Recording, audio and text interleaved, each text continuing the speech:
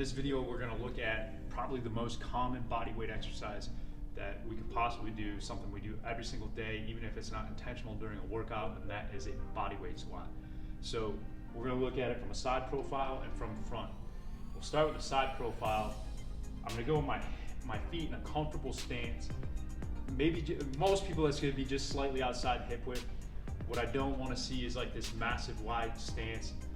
Make sure that you're bringing it in just slightly outside with hip width. Even hip width would be fine. A little bit of toeing out's okay. But I'm gonna go just slightly outside hip width because that's what I feel most comfortable with. From there, I'm gonna exhale, so I bring my rib cage down. I'm gonna let the arms go out as I go down.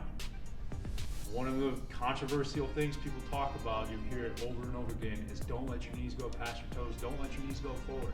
That's a myth. Knees going forward is okay. It's actually encouraged. Reason why? Watch when I squat as deep as I can. What happens to my butt?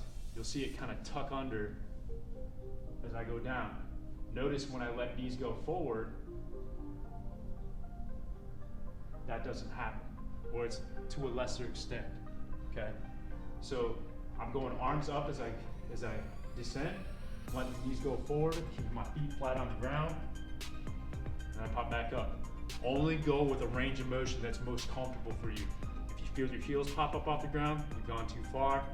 If you feel your weight start really shifting to the balls of your feet, you've gone too far. Work with it in a range of motion where you can keep your feet flat and you can adhere to those principles that we just went over.